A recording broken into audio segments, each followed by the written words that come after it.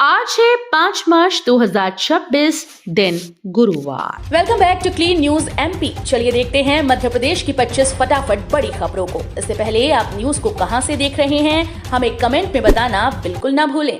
साथ ही हमारे Facebook page को भी फॉलो करें। फेसबुक पेज का लिंक डिस्क्रिप्शन में दिया गया है। दतिया में डिजिटल जनगणना की तैयारी, हर घर बनेगा ऑनलाइन रिकॉर्ड। मध्य प्रदेश के दतिया जिले में डिजिटल जनगणना की तैयारी तेज हो गई है। शहर की तंग गलियों से लेकर गांव की पगडंडियों तक हर घर की दीवार और दरवाजे पर अलग अलग रंगों से नंबर अंकित किए जा रहे हैं। ये संकेत है कि 2027 में होने वाली जनगणना पूरी तरह से डिजिटल होगी। अब डेटा केवल कागज पर नहीं बल्कि मोबाइल और ऐप के माध्यम से ऑनलाइन दर्ज किया जाएगा। अब निजी अस्पतालों को भी सड़क हादसे के घायलों को देना होगा कैशलेस इलाज। सड़क परिवहन व राजमार्ग मंत्रालय ने सड़क दुर्घटना पीड़ितों के लिए कैशलेस उपचार योजना 2025 लागू कर दी। अब निजी अस्पतालों को भी इस योजना का पालन करना अनिवार्य होगा। इसके तहत मोटर वाहन दुर्घटना के पीड़ितों को दुर्घटना की तारीख से 7 दिन के भीतर प्रति व्यक्ति 1.5 लाख रुपए तक का कैशलेस इलाज दिया जाएगा। ये कदम दुर्घटना पीड़ितों को आर्थिक राहत देने और तत्काल चिकित्सा सुविधा सुनिश्चित करने के लिए उठाया गया है। ग्वालियर रेलवे स्टेशन को मिलेगा एयरपोर्ट जैसा लुक, सुरक्षा के लिए आरपीएफ ने बड़े शहरों से डेटा जुटाया। ग्वालियर रेलवे स्टेशन अब आधुनिकतम स्टेशन में शामिल होने जा रहा है। स्टेशन को एयरपोर्ट जैसा लुक देने के साथ यात्रियों के लिए विश्व स्तरीय सुविधाएं उपलब्ध कराई जाएंगी। सुरक्षा के लिहाज से आरपीएफ ने 6 बड़े शहरों भोपाल, इंदौर, जबलपुर, उज्जैन, दिल्ली, हैदराबाद, बेंगलुरु से रेलवे में सक्रिय अपराधियों का डेटा मंगाया। ये data RPF security management system में अपलोड किया जाएगा। एमपी के रेल यात्रियों के लिए राहत, झांसी से निजामुद्दीन 9 मार्च तक विशेष ट्रेन चलेगी। होली के त्योहार को देखते हुए मध्य प्रदेश के यात्रियों के लिए विशेष इंतजाम किए गए हैं। वीरांगना लक्ष्मीबाई ट्रेन झांसी से निजामुद्दीन के बीच 9 मार्च तक अनारक्षित विशेष गाड़ी के रूप में चलेगी। इसमें 18 साधारण और 2 एसएलआर कोच शामिल हैं। कुल 20 आईसीएफ कोच होंगे। ट्रेन क्रमांक 01-823 झांसी स्टेशन से दोपहर 3:45 बजे रवाना होगी और दतिया डबरा होते हुए शाम 5:20 पर ग्वालियर पहुंचेगी। एमपी में नर्सिंग छात्रों को राहत, 25+ कॉलेजेस को डीएवीवी से संबद्ध करने की प्रक्रिया शुरू। मध्य प्रदेश में 2026-27 सत्र से इंदौर, धार, झाबुआ के 25 से अधिक नर्सिंग कॉलेज देवी अहिल्या विश्वविद्यालय से संबद्ध होंगे। इससे हजारों विद्यार्थियों को राहत मिलने की उम्मीद है। पिछले वर्षों में परीक्षा और रिजल्ट में देरी के कारण छात्रों को पढ़ाई और नौकरी के अवसरों में परेशानी होती थी। उच्च शिक्षा विभाग और एमपी नर्सिंग रजिस्ट्रेशन काउंसिल के निर्देश पर कॉलेजेस को 10 मार्च तक आवेदन करना होगा। डीएवीवी में बीएलएलबी फर्स्ट सेमेस्टर रिजल्ट रोका, पास प्रतिशत कम। देवी अहिल्या विश्वविद्यालय में बीएलएलबी फर्स्ट सेमेस्टर का रिजल्ट तैयार होने के बावजूद जारी नहीं किया गया। विश्वविद्यालय के आंकड़ों के मुताबिक केवल 30% छात्र छात्राएं ही पास हुए हैं और अधिकांश 2-3 अंक से फेल हुए हैं। इसे ध्यान में रखते हुए विश्वविद्यालय मुख्य विषयों में कम अंक पाने वाले विद्यार्थियों की कॉपीज दोबारा जांचवा रहा है। अधिकारियों का कहना है कि मूल्यांकन में कम से कम 5 से 6 दिन और लगेंगी। मध्य प्रदेश में स्मारक और संग्रहालयों की ऑनलाइन बुकिंग, पर्यटक बढ़े 30%। मध्य प्रदेश के स्मारक और संग्रहालयों के लिए अब टिकट ऑनलाइन बुक किए जा सकते हैं। ऑनलाइन बुकिंग से पर्यटकों की संख्या में करीब 30% बढ़ोतरी हुई। राज्य के धरोहर स्थल कोरोना के बाद और अधिक लोकप्रिय हो गए हैं। राज्य पुरातत्व विभाग के तहत विभिन्न स्थलों पर pre wedding shoot, photography, videography और ड्रोन शूट के लिए आवेदन भी बढ़े हैं। पहले यह अनुमति मैनुअल प्रक्रिया से मिलती थी, लेकिन अब ऑनलाइन व्यवस्था से समय और सुविधा दोनों में सुधार हुआ है। तेल कंपनीज घाटे की चिंता में, महंगा होगा petrol diesel. America, Israel, Iran के बीच बढ़ता युद्ध वैश्विक ऊर्जा बाजार में उथल पुथल मचा रहा है। इसका असर भारत के पेट्रोल और डीजल की कीमतों पर भी दिखाई देगा। विशेषज्ञों का कहना है कि आपूर्ति बाधित ना भी हो तब भी लागत बढ़ने के कारण ईंधन महंगा होना तय है। तेल कंपनी संभावित घाटे को लेकर चिंतित हैं और सरकार से दाम बढ़ाने की अनुमति की उम्मीद कर रही हैं। एमपी में जियोग्रिड तकनीक से बनेगी मजबूत सड़क, दरारें और उखड़न होगी खत्म। मध्य प्रदेश में सड़क निर्माण में अब नई तकनीक अपनाई जा रही है। इंदौर बाईपास के लिए जियोग्रिड तकनीक का उपयोग किया जाएगा, जिससे सड़कें मजबूत और टिकाऊ बनेंगी। सांसद शंकर लालवानी ने बताया कि इस परियोजना के लिए केंद्रीय सड़क मंत्रालय से 100 करोड़ रुपए की मंजूरी मिल गई है। जियोग्रिड तकनीक से बनने वाली सड़क में अब दरारें नहीं आएंगी और उखड़ने की समस्या खत्म हो जाएगी। एमपी में 3 लाख से अधिक फर्जी खातों की जांच, जल्द होगी बड़े पैमाने पर गिरफ्तारी। मध्य प्रदेश में राज्य साइबर सेल ने फर्जी खातों के खिलाफ बड़ी कार्रवाई की तैयारी शुरू कर दी है। प्रदेश में करीब 3.5 लाख फर्जी यानी म्यूल बैंक खाते सक्रिय पाए गए हैं। साइबर सेल ने इन खातों की पूरी कुंडली तैयार कर ली। अब जिला पुलिस ने इन खाता धारकों की जानकारी जुटानी शुरू कर दी। इसके साथ एक सूची राज्य साइबर सेल को सौंपी जाएगी। योजना की है कि दबिश देकर एक साथ पूरे प्रदेश में इन फर्जी खाता धारकों को गिरफ्तार किया जाएगा ताकि बैंकिंग धोखाधड़ी पर प्रभावी रोक लगाई जा सके। इंदौर में अवैध निर्माण पर भाजपा विधायक नाराज, बड़ा आंदोलन करने की दी चेतावनी।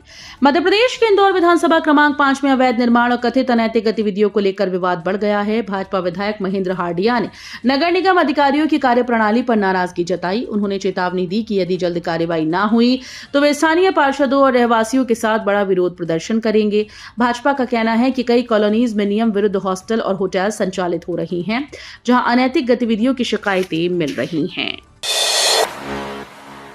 मध्य प्रदेश में 22 लाख युवा पंजीकृत, युवा संगम में 2.35 लाख आवेदन, सिर्फ 90,000 को रोजगार। मध्य प्रदेश में रोजगार पंजीयन पोर्टल पर 22,51,167 युवा पंजीकृत हैं। हाल ही में प्रदेश भर में आयोजित युवा संगम कार्यक्रमों में 2.35 लाख युवाओं ने आवेदन किया, लेकिन केवल 90,000 को ही रोजगार मिल पाया है। राज्य सरकार कौशल विकास और निजी क्षेत्र में अवसर बढ़ाने का दावा कर रही है, लेकिन विधानसभा के बजट सत्र में बेरोजगारी का मुद्दा गंभीर रूप से उठाया गया। जिला उपभोक्ता आयोगों में अधीक्षकों की कमी, चंबल अंचल सबसे ज्यादा प्रभावित। उत्तर प्रदेश के जिला उपभोक्ता विवाद निवारण आयोग अध्यक्षों की कमी से जूझ रहे हैं। प्रदेश के 25 आयोगों में से 7 जिलों में अध्यक्ष पद रिक्त हैं। कई जिलों में एक ही अध्यक्ष को अतिरिक्त प्रभार संभालना पड़ रहा है, जिससे मामलों की सुनवाई प्रभावित हो रही है और लंबित प्रकरण बढ़ रही हैं। चंबल अंचल के भिंड, मुरैना, श्योपुर जिले सबसे ज्यादा प्रभावित हैं। बुंदेलखंड के छतरपुर जिले में भी अध्यक्ष का पद खाली है। देवास के नांदला में 11 केवी लाइन शॉर्ट सर्किट से 30 बीघा गेहूं जलकर राख, 6 किसानों को लाखों का नुकसान। देवास जिले के ग्राम नांदला में बुधवार दोपहर 11 केवी विद्युत लाइन में शॉर्ट सर्किट के कारण आग लग गई। यह आग तेजी से 30 बीघा से अधिक गेहूं के खेतों में फैल गई। शिव मंडोई, मुकेश राठौर, राय सिंह धनगर, महेश राठौर, रईस खान सहित 6 किसानों की तैयार फसल पूरी तरह से जलकर राख हो गई। सेना प्रमुख ने एमपी के मिलिट्री कॉलेज का दौरा कर लिया, युद्ध तैयारियों का जायजा। भारतीय थल सेना प्रमुख जनरल उपेंद्र द्विवेदी ने मध्य प्रदेश के इंदौर जिले में military college of telecommunication engineering का दौरा किया। इस दौरान उन्होंने अत्याधुनिक सैन्य प्रशिक्षण व्यवस्थाओं और एनएफएस एडवांस ट्रेनिंग सेंटर की कार्यप्रणाली का अवलोकन किया।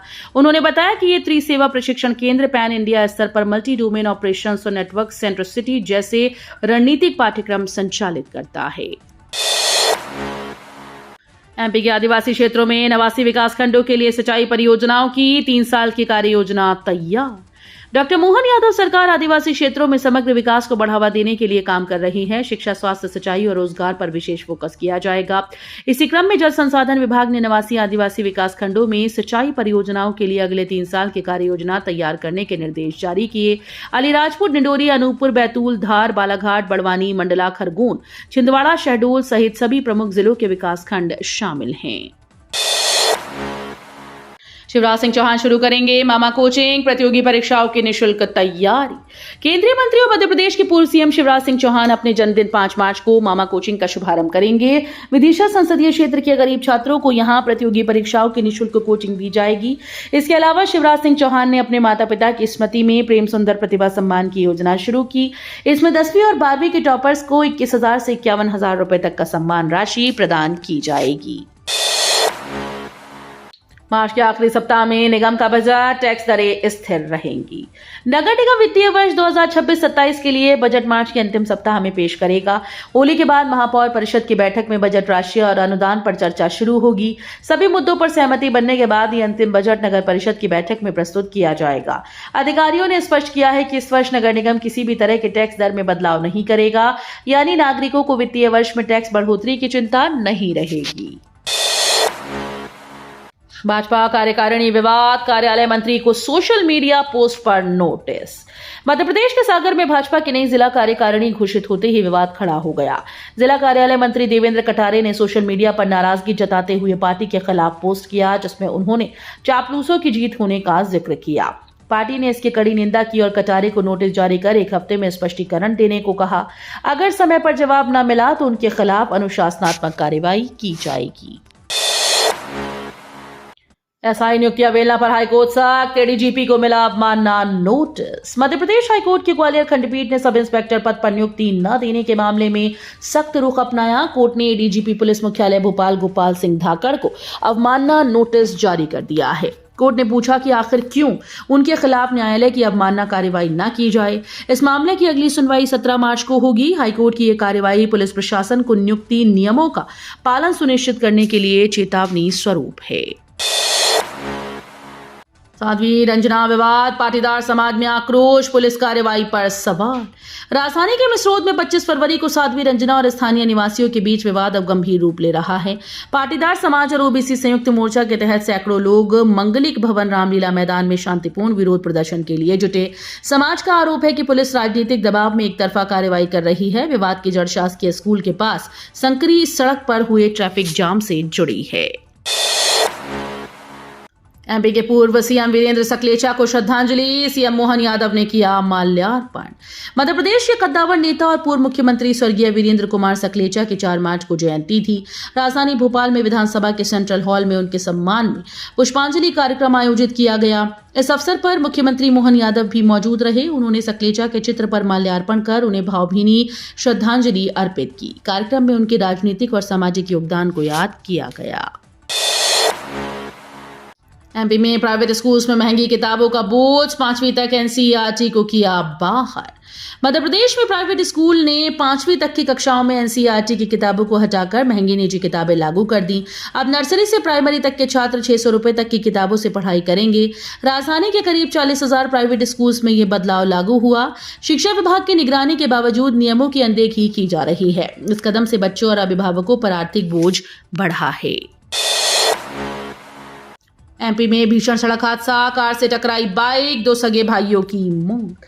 मध्य प्रदेश के आगरमालवा जिले में इंदौर कोटा नेशनल हाईवे पर होली की छुट्टी पर एक दर्दनाक सड़क हादसा हुआ। बाइक पर सवार 3 युवक, जिसमें 2 सगे भाई थे, सामने से आ रही कार से टक्कर हो गई।